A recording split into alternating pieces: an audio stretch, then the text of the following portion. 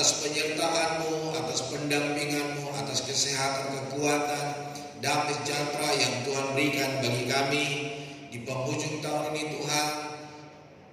Hingga beberapa jam, beberapa menit lagi kami akan melewati tahun 2024. Kami bersyukur kalau sampai hari ini Tuhan, di penghujung tahun ini kami dapat kembali beribadah. Kami mengucapkan syukur dan terima kasih atas segala kemurahan-Mu Tuhan. Dan hari ini perlengkapi kami kembali dengan kebenaran firman-Mu Tuhan. Ketika kami masuk di tahun yang baru, suasana yang baru, semua mungkin semua yang terbaru Tuhan. Biarlah Tuhan mampukan kami dan Tuhan menyertai kami. Kami tetap memohon belas kasihan Tuhan. Kami tetap memohon penyertaan-Mu. Kami tetap memohon tangan-Mu yang penuh kuasa, menuntun, memimpin setiap langkah hidup kami Tuhan. Sehingga Tuhan kami tetap berkemenangan di dalam Tuhan. Kami semakin naik di dalam Tuhan. Kami Tuhan semakin mengasihi Tuhan. Dan kami semakin melihat kuasa Allah terjadi atas hidup kami. Berkati firman Tuhan pakai hamba-Mu dan urapi setiap kami ya Tuhan. Terima kasih ya Tuhan. Terima kasih Allah kami yang baik. Dan segala kuasa yang bukan dari Tuhan, yang ingin mencuri kebenaran firman Allah, kami tolak dan kami patahkan, kami hancurkan dalam nama Tuhan Yesus Kristus. Dan kiranya kasih karunia anugerah-Mu Tuhan melimpah atas kami dari pertengahan ibadah sampai pada akhirnya, di dalam nama Yesus Kristus yang menjadi Tuhan dan Raja kami yang hidup. Yang diberkati Tuhan sama-sama berkata amin. Silakan duduk Bapak Ibu Saudara. Selamat malam. Shalom. Shalom. Apa kabar? Haleluya. Haleluya. Nah, Bapak Ibu Saudara kekasih Tuhan, kita patut bersyukur dan berterima kasih kepada Tuhan atas segala kebaikan dan kemurahan-Nya. Kalau sampai hari ini Tuhan masih memberikan kesempatan bagi kita untuk bersyukur dan berterima kasih dapat beribadah. Sekalipun ada banyak tantangan dan rintangan yang diperhadapkan bagi kita, namun hari ini kita menjadi pemenang dalam kehidupan. Bilang dulu kiri kanannya, kamu jadi pemenang. Bapak Ibu Saudara kekasih Tuhan, nah bagaimana kita selanjutnya untuk dapat menikmati kemenangan-kemenangan daripada Tuhan? Bagaimana kita selanjutnya untuk kita dapat melihat kasih karunia Tuhan, melihat pertolongan Tuhan, melihat anugerah Tuhan berlaku atas setiap hidup kita? Kita akan mulai dalam Matius pasal yang ke-9. Matius pasal yang ke-9 ayat 16 dan 17. Matius pasal yang ke-9 ayat yang ke-16 dan 17. Sudah ketemu? Yuk kita baca bersama Matius pasal 9 ayat 16 dan ayat 17. Jika sudah ketemu, mari kita baca bersama. 2, 3. Tidak seorang pun menambalkan secarik kain yang belum susuk pada baju yang tua. Karena jika demikian, kain penambal itu akan mencapai baju itu, lalu makin besarlah koyaknya. Begitu pula anggur yang baru tidak diisikan ke dalam kantong kulit yang tua. Karena jika demikian, kantong itu akan koyak sehingga anggur itu terbuang dan kantong itu pun hancur. Tetapi anggur yang baru disimpan orang dalam kantong yang baru pula, dan dengan demikian terpeliharalah kedua-duanya. Nah, Bapak Ibu Saudara, mungkin kita belum pernah bercocok tanam tentang anggur, bukan anggur buah maksudnya yang sering kita makan, kita beli di supermarket atau di mall atau di minimarket, Saudara. Tetapi anggur yang dimaksud adalah anggur di mana anggur yang di sana itu bisa diperas dan juga yang dipakai di dalam pernikahan di kota Kana, Bapak Saudara Tuhan. Jadi anggur ini hampir-hampir sama dengan minuman beralkohol, Bapak Saudara Tuhan. Nah, sama halnya dengan kita. Saya akan percaya bagi Bapak Ibu Saudara, ketika memetik ataupun menuai hasil yang Bapak Ibu dapatkan, tentu Bapak Ibu Saudara tidak menempatkan setiap panenan itu ke karung yang sudah lama, Tentu kita akan cari karung yang baru, tempat yang baru, supaya apa? Ketika kita memasukkannya, ketika kita mengangkatnya, dan tidak sobek tempat penuaian dan yang akhirnya apa yang kita tanam, apa yang kita tuai tidak terbuang dengan sia-sia. Tenaga kita tidak terbuang dengan sia-sia.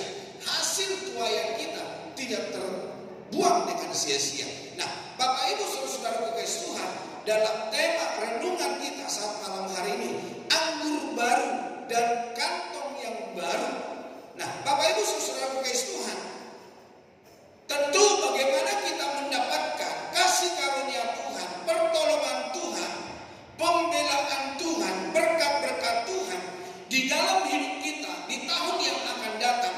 Tentu kita perlu mempersiapkan kantong yang baru, hati kita yang baru, pemahaman kita yang baru, respon kita yang baru. Mari hari ini kita tinggalkan segala sesuatu yang lama, yang tidak baik, yang tidak berkenan kepada Tuhan. Sehingga ketika Tuhan berbicara bagi kita, ketika Tuhan beracara bagi kita, ketika Tuhan menyatakan kasih-Nya, kemurahan-Nya, kebaikan-Nya, sehingga kantong hati yang baru dapat menampungnya, saudara. Tapi kalau kita memiliki kantong yang lama, saudara, maka kita akan menolak. Dan kita akan berkata, wah ini firman Tuhan, ini bukan buat saya ini. Ini firman Tuhan kok ditujukan hanya kepada saya. Seorang hamba Tuhan, saudara, tidak tahu keberadaan Bapak Ibu Saudara. Tapi kalau Tuhan berbicara di dalam hidupmu hari ini, saudara, tetapi Tuhan sayang terhadap engkau. Kesempatan untuk berubah, kesempatan untuk bertobat, kesempatan untuk berbalik, kesempatan untuk kembali kepada kebenaran Allah. Nah, Bapak Ibu Saudara, seiring pergantian tahun, umat Kristen di seluruh dunia merenungkan perjalanan rohani mereka dan menetapkan langkah-langkah menuju pertumbuhan yang lebih dalam di dalam iman. Untuk semakin menetapkan perenungan dan meningkatkan iman kita, ada hal yang perlu kita kerjakan di dalam hidup kita. Yang pertama, saudara, yaitu tekad baru di tahun yang baru. Bilang dulu kiri kanannya, tekad baru di tahun yang baru. Nah, sekalipun Bapak Ibu Saudara kekasih Tuhan, apa yang kita terima, apa yang kita hadapi tidak sesuai dengan keinginan kita, saudara. Tetapi hari ini, saudara, mari kita memiliki tekad yang baru di tahun yang baru, respon yang baru, semangat yang baru, kepercayaan yang baru lagi kepada Kristus, mencintai Kristus di saat tahun yang baru, kesembuhan kita di dalam Kristus, pengenalan kita di dalam Kristus semakin hari semakin baru. Sama halnya kasih setia Tuhan selalu baru di dalam hidup kita setiap hari. Di abad tahun baru, banyak di antara kita mengukuhkan tekad-tekad baru sebagai langkah awal menuju perubahan positif dalam hidup. Saya tidak tahu, Bapak Saudara, apa yang menjadi tekad Bapak Saudara? Apa resolusi Bapak Saudara? Apa keputusan Bapak Ibu Saudara? Beberapa jam yang ke depan saya tidak tahu apa rencana-rencana yang Bapak Ibu telah perbuat dan itu menjadi keputusan di dalam hidup Bapak Saudara. Tetapi apakah keputusan, apakah resolusi, apakah tekad kita dapat kita jalankan dengan baik? Ataukah hanya sekedar ikut-ikutan dengan orang lain? Orang lain pengen kurus, saya pun pengen kurus 2025. Tapi sampai 2026 tetap aja timbangannya 90, saudara. Kesehatan fisiknya, saya akan rajin olahraga tiap pagi saya harus bangun pagi jam 5. 1, 2, 3 hari semangat, saya tengah 5 udah bangun. Hari keempat sudah mulai lelah, mulai malas. Dia lihat, wah udah seminggu gak turun-turun. Kok gulanya gak turun-turun, darah tingginya kok turun-turun, kok semakin naik. Ya semakin naiklah kita stres tentang gula kita, tentang kesehatan kita. Waktu teman saya kena penyakit gula, dia bilang begini sama saya, Pak Ulbar, gula yang aku alami hari ini, Pak Ulbar, penyakit gula yang saya alami, yang saya hadapi, itu saya buat jadi teman katanya. Supaya apa? Supaya saya nggak stres. Kalau saya mikirin gula saya, maka gula saya semakin naik. Tapi ketika gula saya sebuah teman saya, hatiku damai, hatiku sukacita. Tapi betul juga saudara, Bapak Ibu sakit apa hari ini? Kalau kita pikirin terus gak bakal semua malah tambah nangis. Tetapi kalau kita jadikan dia teman, kita terima dia apa adanya, kita bersukacita. Firman Allah berkata, hati yang gembira adalah obat yang manja, tapi semangat yang patah mengeringkan Tuhan. Nah Bapak Ibu saudara, kesehatan fisik mungkin kita bertekad, saya mau olahraga, saya mau makan diet, saya mau nguruskan badan, saya gak mau makan nasi, saya pengen makan sayur aja. Hari pertama kok rasanya susah banget ya. Apalagi orang Indonesia, kalau gak makan nasi katanya belum afdol. Bapak saudara, saya berhari-hari bisa gak makan nasi, makan sayur pun cukup. Apalagi dicampur dengan G2, gitu ya Bung Iri. Bapak Ibu saudara-saudara kekasih Tuhan, ada orang berkata saya mau akan berhenti merokok. Tapi ketika teman-temannya menggoda dia, sekali aja,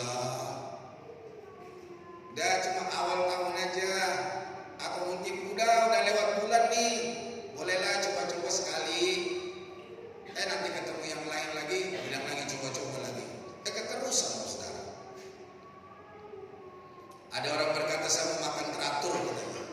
Bagaimana mau makan teratur? Bangun aja nggak teratur. Orang sudah berangkat kerja dia masih tempat tidur saudara. Nah, saudara-saudara kekasih Tuhan, mungkin di komunitas Kristen kita bilang saya akan memperdalam keseimbangan rohani. Tapi ketika tantangan hidup ada, kita sudah belum mundur teratur saudara. Hari ini mari kita buat sebuah tekad di dalam hidup kita. Di tahun yang baru, apa resolusi di dalam hidup kita? Apa sebuah tekad di dalam hidup kita? Apa sebuah keputusan dalam hidup kita? Ya terlebih-lebih di dalam Tuhan saudara. Mungkin kita berkata sama meningkatkan ibadah pribadi. Kalau selama ini saya beribadah hanya sekali seminggu, mulai tahun depan sama ikut komsel, sama ikut doa puasa. Bagus saudara. Dan nyatanya Bapak Ibu saudara ikut komsel, yang ikut doa dan puasa, pujian penyembahan setiap hari Kamis tempat ini. Saya ingin menyangka saudara, mereka sungguh diberkati oleh Tuhan. Dan dari setiap sharing yang mereka berikan, aku pun diberkati oleh Tuhan. Apa yang saya sampaikan, sesuatu yang baru, yang Bapak Ibu saudara yang jemaat bisa utarakan ketika kita berkomsel. Aku pun diberkati kembali. Jadi Bapak Ibu saudara kekasih Tuhan, mungkin kita berkata sama kan sungguh-sungguh di hadapan Tuhan. Ayo, di tahun yang baru kita buat tekad yang baru. Semangat dan tekad awal ini dapat terhambat oleh tantangan dan keterbatasan kita. Mungkin oleh karena cuaca, mungkin oleh karena kesehatan, mungkin karena ada orang-orang di sekitar kita, orang bilang toksin. Tapi sebagai orang-orang percaya saudara, kalau kita sudah membuat sebuah tekad, kita gak peduli dengan orang lain. Karena keselamatan pribadi dengan Tuhan, keselamatan, kebaikan Tuhan pribadi dengan Tuhan, tidak tergantung pada suami, tidak tergantung pada istri, tidak tergantung pada gereja, apalagi dengan pendeta saudara. Tetapi setiap pribadi punya urusan pribadi dengan Tuhan. Memulai kebiasaan baik atau menghentikan kebiasaan buruk tidak akan berhasil tanpa kekuatan motivasi yang kuat. Jadi Bapak saudara, mari kita tetap semangat. Bilang dulu kiri kanannya, ayo semangat. Nyanyikan dulu, semangat, semangat, semangat. Bilang. Bapak Ibu saudara kekasih Tuhan, mungkin membaca Alkitab setiap hari. Ada di antara kita yang belum baca Alkitab setiap hari? Halo? Ada di antara kita? Saya dengar Bu Mary juga ikut baca Alkitab ya, bagian wanita ya. Masih takut jalan? Atau sudah mulai mandek? Pak Martin mungkin boleh ikut sama pria-pria. Kami pria-pria pun ada baca Alkitab setiap hari. Mana orang-orang muda di sini? Ibu dokter? Boleh ikut. Gaby sama anak-anak muda. Mari Bapak Ibu saudara, ada sebuah tekad. Jangan kita hanya baca keadaan-keadaan dunia, apa yang dikatakan oleh orang dunia, masa-masa sukar. Alkitab juga sudah bilang masa sukar, saudara. Tetapi justru di masa sukar yang kita hadapi, kita semakin dekat dengan Tuhan. Sehingga ketika kita dekat dengan Tuhan, kita pun merasa damai. Hatiku tenang berada dekatmu, Kaulah harapan hidupku. Nanti Pak Martin kasih nomornya ya, saya masukin ke grupnya pria supaya ikut baca kitab setiap hari. Boleh kan Pak Martin? Oke. Dari ketawanya itu saya sangat senang sekali, kelihatan giginya. Oke, haleluya. Bapak Ibu Saudara, baca kitab apakah itu dilakukan semata-mata untuk memuliakan Allah dan merangsang pertumbuhan spiritual kita? Ataukah hanya karena kita mendengarkan ada orang berkali-kali baca kitab berulang-ulang begitu ya? Sepasal, 2 pasal, 3 pasal, 10 pasal lewat. Ke-15 pasal sudah mulai loyo, saudara.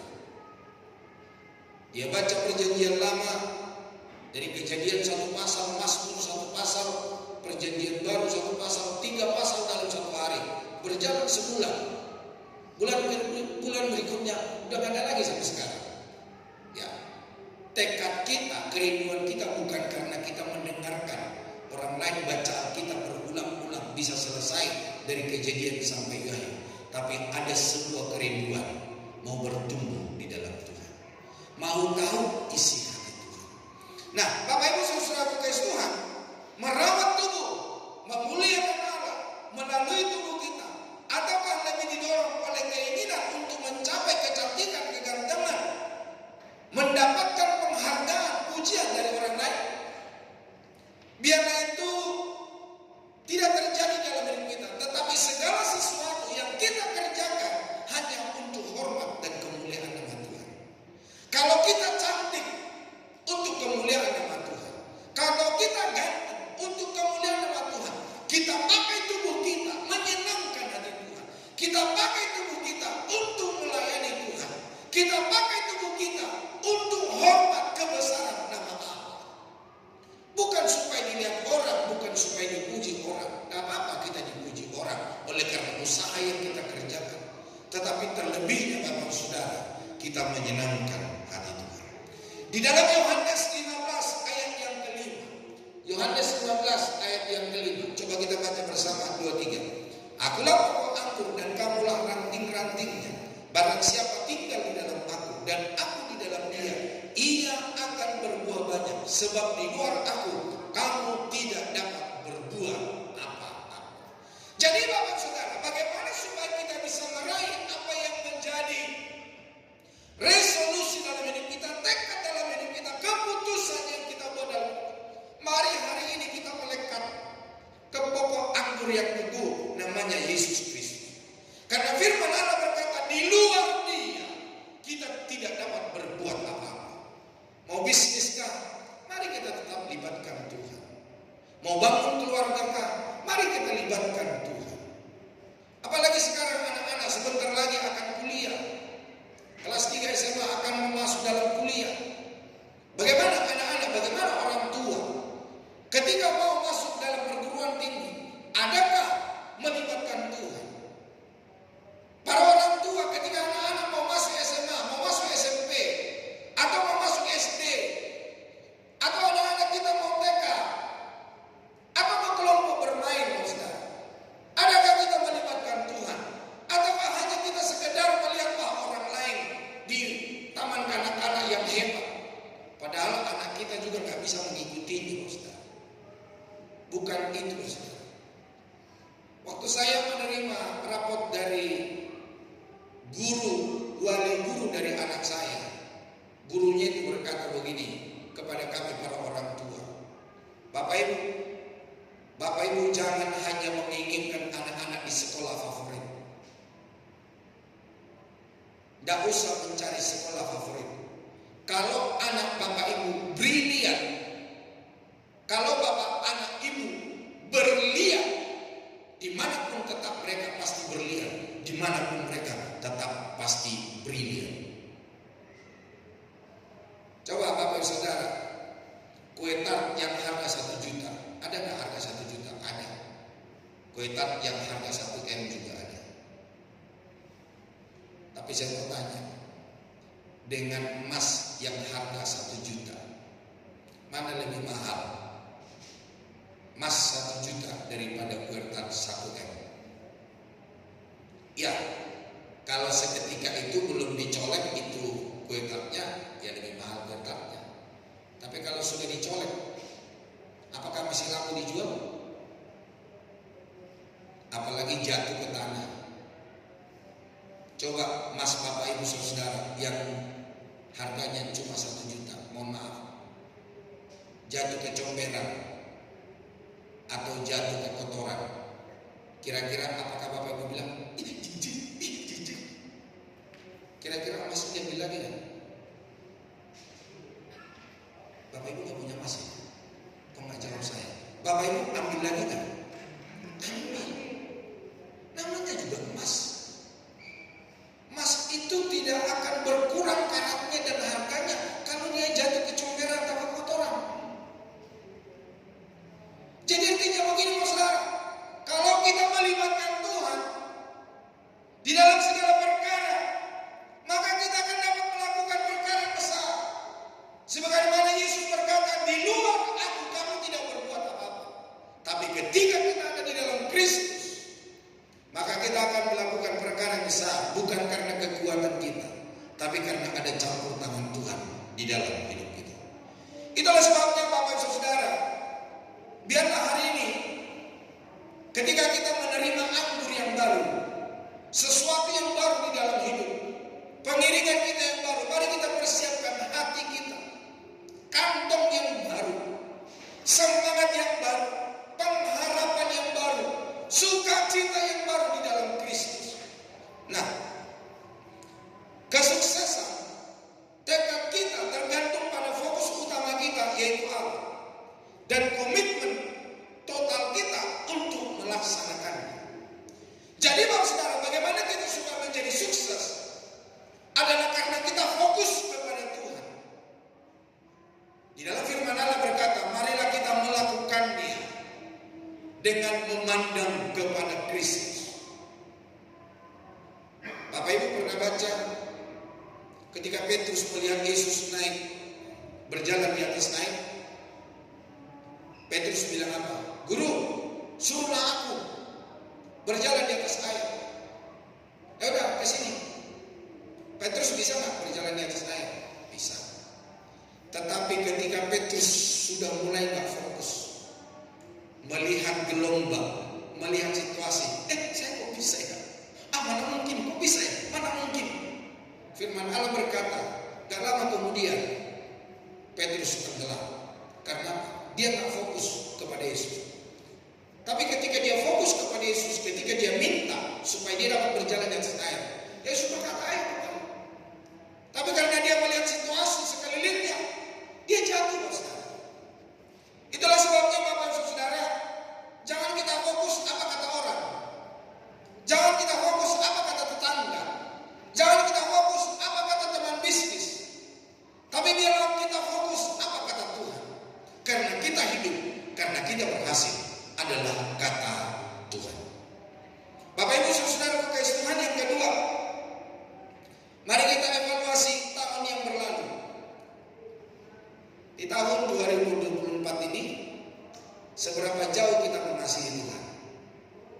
Di tahun 2024 ini, seberapa banyak waktu kita melayani Tuhan? Seberapa banyak kita beribadah? Bapak Ibu, berapa kali beribadah dalam satu tahun ini? Adakah Bapak Ibu sampai 2 kali beribadah setiap hari Minggu? Adakah Bapak Ibu Saudara sampai 3 kali, 4 kali dalam satu bulan? Oh, 4 kali berarti sekali seminggu dong. 3-4 kali dalam satu minggu. Bagaimana Bapak Ibu baca Alkitab?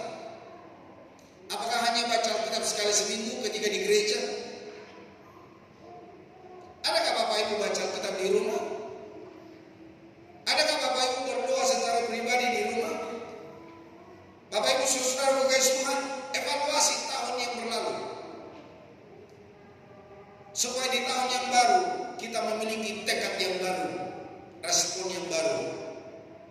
cinta kasih kita yang baru di dalam Tuhan. Berapa kali para pria-pria menyebutkan sayang kepada istrinya? Pak Martin, dalam 1 tahun berapa kali panggil Ibu Mary sayang?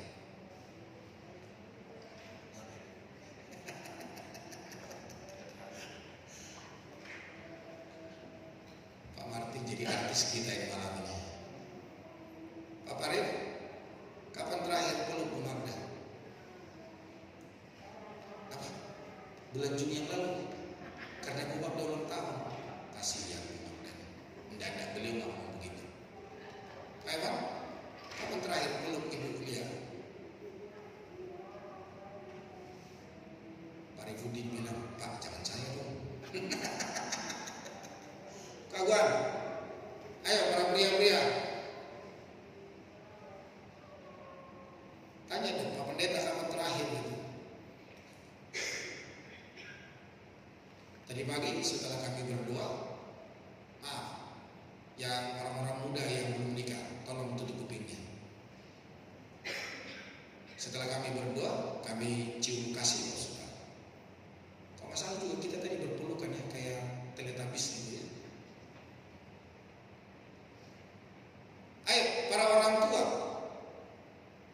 para anak, bagaimana sikap kita terhadap orang tua terhadap anak-anak, bagaimana? Hari ini mari kita membuat sebuah evaluasi. Banyak peristiwa yang telah kita lalui sepanjang tahun ini, dari situasi dan kondisi yang berubah-ubah, mengguncang keyakinan kita, hingga berbagai permasalahan yang menciptakan momen kebahagiaan atau kesedihan, atau meninggalkan kenangan indah atau luka, saudara. Adakah kenangan-kenangan yang kita alami hari ini? Kalau kenangan indah semua mau, tapi apakah itu kenangan yang tidak enak buat kita? Mari hari ini, kalau itu kenangan yang tidak enak, mari kita evaluasi, saudara. Supaya apa? Supaya di tahun yang baru yang Tuhan percayakan bagi kita melihat kasih karunia Tuhan. Itulah sebabnya pemazmur berkata, Mazmur 90 ayat yang ke-12. Kita baca bersama, 2-3. Ajarlah kami menghitung hari-hari kami sedemikian, hingga kami beroleh hati yang bijaksana. Seberapa banyak kasih dan anugerah Tuhan, pertolongan Tuhan, kebaikan Tuhan, cobalah hitung, saudara. Dan saya seringkali berkata begini, pertolongan Tuhan, jawaban Tuhan itu setiap kali Dia menolong kita pasti berbeda. Saya sudah melihat, saudara, cara Tuhan pasti berbeda. Jadi Bapak Saudara kekasih Tuhan, ajarlah kami menghitung hari. Coba hitung hari-hari kebaikan Tuhan. Berapa kali Bapak Ibu Saudara akan mengalami maut namun tidak terjadi? Tadi kalau Bapak Ibu tidak terlambat dalam ibadah, maka WL kita, urus leader kita, Ibu Heni, menyaksikan kebaikan dan kemurahan Tuhan. Beliau berkata, sebetulnya di bulan Juli, bulan Juli, bulan berapa ya? Juli. 2017 yang lalu, dia berkata, sebetulnya saya belum ada sampai hari ini. Karena dia hampir dihabisin sama truk. Tapi kalau dia ada sebagaimana ada, dia berkata tadi semua oleh karena anugerah Tuhan. Itulah sebabnya saya melihat dia memberikan waktunya, hidupnya untuk melayani Tuhan dengan baik. Bagaimana dengan kita, saudara? Masihkah sesuatu yang baik kita persembahkan kepada Tuhan? Waktu kita, tenaga kita, pikiran kita, semangat kita, talenta kita, masihkah yang terbaik bagi Tuhan? Atau kita berkata, udah penghujung tahun nih, biarkan saja yang lain. Tidak, saudara. Mari kita tetap berikan yang terbaik, segala sesuatu. Dan kalau kita ada sebagaimana kita ada, oleh karena kasih dan anugerah Tuhan, pertolongan Tuhan yang Tuhan berikan bagi kita sepanjang hidup kita. Tahu saya lalu 1 tahun ini, berapa banyak kasih dan anugerah kemurahan Tuhan yang Tuhan berikan bagi kita. Mungkin kapal kehidupan kita sudah mulai hampir tenggelam. Tapi kalau hari ini, malam hari ini kita ada sebagaimana kita ada, itu adalah karena kasih karunia dan kemurahan Tuhan. Itulah sebabnya Bapak Ibu Saudara kekasih Tuhan, marilah supaya kita evaluasi tahun yang berlalu. Supaya apa? Supaya kita dapat memberikan sesuatu yang lebih baik lagi di tahun yang baru. Berapa banyak tindakan kita yang baik maupun yang buruk yang ditujukan kepada sesama. Saatnya bagi kita untuk mengevaluasi semua yang telah kita lakukan dalam setahun terakhir. Kebaikan Bapak Saudara, berapa banyak yang Bapak Ibu telah berikan? Menolong orang, memperhatikan sesama, memperhatikan hamba Tuhan, pekerjaan Tuhan, keluarga Bapak Saudara. Seberapa banyak? Mari hari ini kita evaluasi Bapak Saudara. Dan mari di tahun yang baru ini semakin kita tingkatkan. Supaya apa? Supaya kita juga semakin melihat kasih dan anugerah Tuhan melimpah atas hidup kita. Banyak orang hanya ingin melihat kasih karunia Tuhan, tapi tanpa dia berbuat sesuatu di dalam hidupnya untuk Tuhan. Banyak orang pengen diberkati Tuhan lebih dan lebih lagi, tetapi tanpa dia memberikan sesuatu yang terbaik dari hidupnya kepada Tuhan. Misalnya begini, ada yang suka mancing di sini. Pak Martin suka mancing. Saya suka mancing Bapak Saudara. Kadang-kadang kami mancing itu sudah 15 meter ke bawah, tapi ikan itu cuma segede kelingking di kota Jakarta. Nah kadang-kadang karena ikannya kecil, kita kasih umpan kecil. Ya karena umpan kecil, dia dapat ikan kecil. Dapat kerong-kerong, tahu kerong-kerong? Ayam mancing masih tahu itu. Kerong-kerong itu tajam, dia punya duri, Saudara. Kadang-kadang biarpun kecil segede kelingking, saya suka berkata begini, dapat lagi. Sampai teman-teman saya ikut ngomong dapat lagi. Padahal sebetulnya kan kita mau cari ikan besar. Kan yang kecil dapat. Kenapa kita tahu ikan kecil, Saudara? Ketika kita kasih mata kali yang besar, umpan yang besar, tahu-tahu kita tarik habis semua, gak ada ikannya. Terus kita berpikir, ini pasti ikan kecil. Ya kita buatlah pancing kecil, kita buatlah umpan kecil yang dapat yang kecil, Saudara. Jadi kalau sesuatu yang kecil kita berikan, yang kecil kita dapat. Tapi kalau kita beri yang terbaik bagi Tuhan, Tuhan pun akan memberikan yang terbaik bagi kita. Karena firman Allah berkata, takaran yang kamu takarkan untuk Tuhan, itu pun Tuhan akan takarkan kepada hidup kita. Jadi Bapak Ibu Saudara kekasih Tuhan, mari hari ini kita evaluasi seberapa baik, seberapa banyak kebaikan, sesuatu yang berkenan kepada Tuhan, persembahan waktu, tenaga, pikiran kita, milik kita untuk kemuliaan nama Tuhan. Mari kita evaluasi di tahun yang baru. Mari semakin baru dan semakin baik di hadapan Tuhan. Di dalam Filipi pasal 3 ayat yang ke-13 sampai 14. Filipi pasal 3. Nah, di mana? Filipi pasal 3 ayat 13 sampai 14. Coba baca bersama 2, 3. Aku melupakan apa yang telah ada di belakangku dan mengarahkan diri kepada apa yang di hadapanku dan berlari-lari kepada tujuan untuk memperoleh hadiah, yaitu panggilan surgawi dari Allah dalam Kristus Yesus. Jadi di tahun 2025 mari kita berlari semakin memberi yang terbaik, meninggalkan kebiasaan-kebiasaan buruk, meninggalkan sifat-sifat buruk. Waktu yang buruk kita berikan kepada Tuhan, waktu yang buruk kita berikan kepada keluarga. Mari kita tinggalkan. Sekarang semakin hari semakin baik. Di tahun yang baru, mari kita berikan yang terbaik.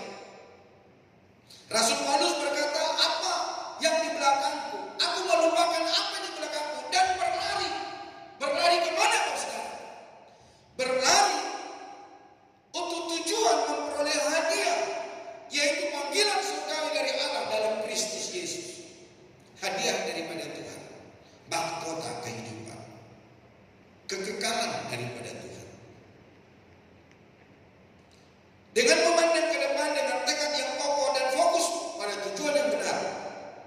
Kita dapat mengalami pertumbuhan nyata dan memuliakan Allah dalam setiap langkah hidup kita. Waktu yang telah berlalu tak dapat diputar kembali. Semua pengalaman yang kita alami adalah guru terbaik yang memberikan pelajaran berharga bagi kita. Yang bisa kita atur adalah merenungkan yang lalu dan memperbaiki yang salah dan meningkatkannya yang sudah baik. Mari hari ini kita renungkan, saudara, dan mari kita perbaiki apa yang tidak baik. Kalau sudah baik, mari kita tingkatkan. Kalau itu di tingkat yang kelima, di tahun yang baru, ayo kita naik ke tingkat yang keenam, ke tingkat yang ketujuh, ke tingkat yang kedelapan di dalam Kristus. Ada beberapa teman-teman di gereja ini saya tawarkan dalam pelayanan. Dulu ada rekan-rekan pemusik, karena saya sudah melihat dia bertumbuh di dalam Tuhan. Saya bilang, Bang, sekali-sekali bawa renungan firman Allah. Pak, dia kaget. Enggak, Pak, Gem. Kan saya bilang, Abang kan sudah lama di dalam Tuhan. Ayo, naiklah. Ada juga di antara saudara yang saya kasih kesempatan bawa renungan. Kayak di komsel kita di gereja ini. Ada juga dari kita semua diberikan kesempatan bawa komsel. Diberikan kesempatan untuk main musik. Diberikan kesempatan untuk apa? Untuk worship leader. Jadi ada kesempatan-kesempatan yang diberikan bagi kita. Itu artinya kita naik tingkat, naik kelas. Jadi jangan puas kalau kita hanya datang ke gereja, tapi puaslah ketika kita mempersembahkan sesuatu yang terbaik dari hidup kita kepada Tuhan. Puaslah kalau Bapak Ibu juga ikut melayani Tuhan. Ayo Bapak Ibu saudara-saudara yang belum ikut melayani, ikutlah di tahun 2026, ikutlah melayani Tuhan. 2025 ikutlah melayani Tuhan. Pak Martin sama Bu Mary mungkin nanti sekali sebulan pulang ke kota Balikpapan, mereka melayani Tuhan. Haleluya. Begitu kan Pak Martin ya? Ya siapa tahu saudara. Ayo Bapak saudara yang sudah ikut melayani, mari tingkatkan lebih lagi dan lebih lagi waktu kita. Apa yang kita miliki? Semangat kita, kesetiaan kita, persekutuan kita dengan sesama. Kiranya Tuhan memberkati. Nah, setiap kenangan dari perjalanan dan proses yang kita jalani adalah pembelajaran yang tak ternilai. Ini semua merupakan bukti campur tangan Tuhan dalam hidup kita, menunjukkan kasih-Nya. Oleh karena itu, mari kita jadikan semuanya sebagai penguat iman dan harapan kita untuk menyongsong tahun yang baru. Ayo, bersihkan harimu dan lepaskan segala beban yang menyakitkan, yang mengecewakan, kegagalan, permusuhan, dan sejenisnya. Mari kita saling memaafkan, mari kita saling mengasihi, sebagaimana Allah telah memaafkan dan mengasihi kita terlebih dahulu. Tanamkan semangat positif dalam hati agar kita selalu bersyukur dan percaya pada Tuhan yang luar biasa. Bapak Ibu Saudara, ada tantangan dan rintangan yang saya hadapi. Saya beres dengan Tuhan dan saya beres dengan orang lain. Saya tidak peduli apa kata orang. Sekali lagi, karena saya hidup bukan karena kata orang, tapi saya hidup, saya berkarya, saya melayani. Itu kata Tuhan. Simpanlah kenangan indah yang telah kita alami agar dapat dikenang sepanjang waktu. Tutuplah tahun ini dengan sukacita dan kedamaian di dalam hati. Ucapkanlah selamat tinggal pada tahun 2024 dan selamat datang di tahun 2025. Dan yang mungkin di 2024 ini banyak kenangan-kenangan yang pahit yang diperhadapkan bagi kita. Persiapkan hati dan hidup kita untuk menyambut tahun yang baru, penuh dengan sukacita dan harapan. Apapun kata orang, saudara, bahkan pendeta yang berkata masa sukar. Tapi marilah hari ini kita mempercayai kebenaran firman Allah. Ketika kita ada di dalam Kristus, masih ada harapan. Bila dulu kiri kanannya masih ada harapan. Di dalam Tuhan masih ada harapan. Apa masalah Bapak Saudara? Ketika kita di dalam Yesus Kristus masih ada harapan. Yang ketiga, kalau segala sesuatu terjadi di dalam hidup kita, saudara, rancangan Tuhan adalah yang terbaik. Di dalam Yeremia 29 ayat 11 berkata sama-sama, sebab aku ini mengetahui rancangan-rancangan apa yang ada padaku mengenai kamu. Demikianlah firman Tuhan. Jadi Bapak Saudara, Tuhan memiliki rancangan yang indah bagi kita. Mungkin persoalan masalah yang kita hadapi di tahun 2024 belum selesai. Tuhan mengizinkannya supaya apa, Bapak Saudara? Ketika kita masuki tahun yang baru, Tuhan mengizinkan supaya apa? Supaya kita lebih rendah hati. Supaya apa? Supaya kita lebih bersandar kepada Tuhan. Supaya apa? Supaya kita tidak mengandalkan kekuatan kita. Supaya apa? Supaya kita belajar bagaimana yang namanya mengampuni dan memaafkan. Seperti Yesus di kayu salib, mungkin kita hanya bisa bicara sama orang. Yesus berkata, ampunilah mereka ini, sebab mereka ini tidak tahu apa yang mereka perbuat. Coba hal yang sama terjadi dalam hidup kita. Bisakah kita dapat berkata, Tuhan, aku ampuni dia, aku berkati dia. Aku setiap hari berkata, aku ampuni orang itu, aku berkati, aku lepaskan pengampunan. Jadi kalau saya berdiri di mimbar ini, saudara, saya tidak ada beban. Saya tidak ada yang mengintimidasi saya. Saya tidak ada kata-kata kuasa kegelapan, yang benar lu, kamu aja gak mengampuni. Tidak ada. Kenapa? Setiap hari aku lepaskan pengampunan. Setiap hari aku lepaskan berkat. Saya mau ketemu siapapun, saya gak takut. Mau orang menolak saya, mau orang memusuhin saya gak takut. Karena apa? Bukannya saya mau berani berantem, bukan. Karena saya beres dengan Tuhan. Karena saya memberkati orang-orang, saya memberkati mengampuni, saudara.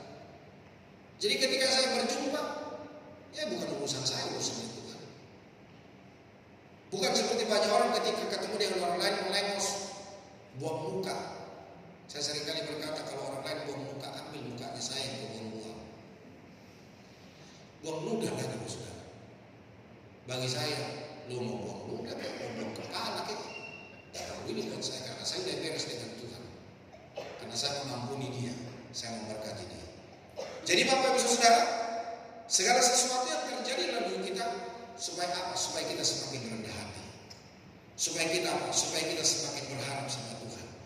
Supaya apa? Supaya kita punya pengenalan pribadi dengan Tuhan.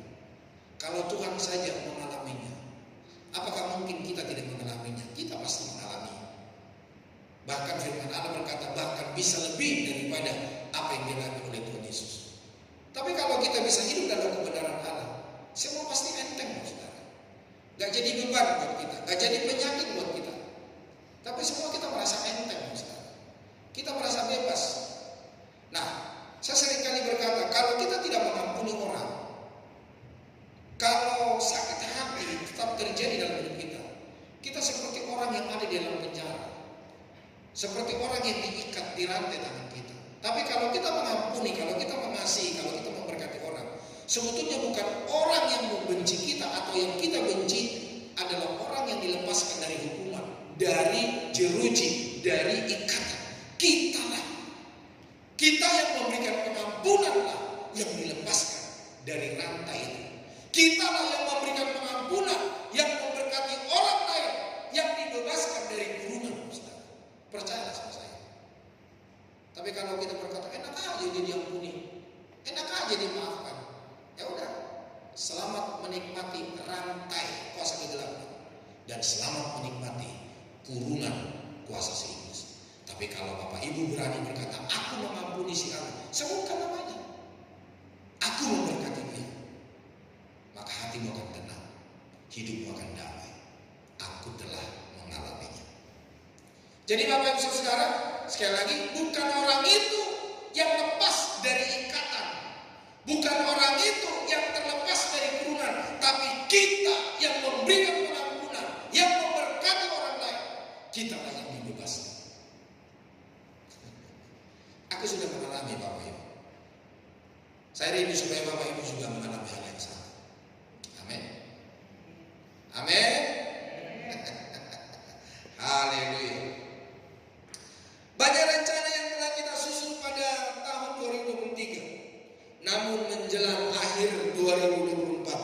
mungkin ada yang belum terwujud. Terkadang rencana-rencana yang terlihat positif di mata kita tidak selalu berakhir sesuai harapan.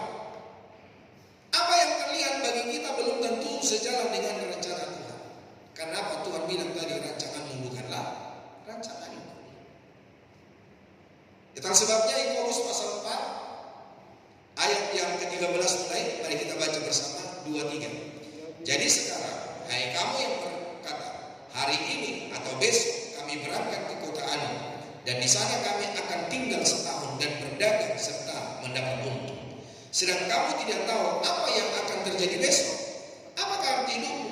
Hidup itu sama seperti uap yang sebentar saja kelihatan lalu lenyap.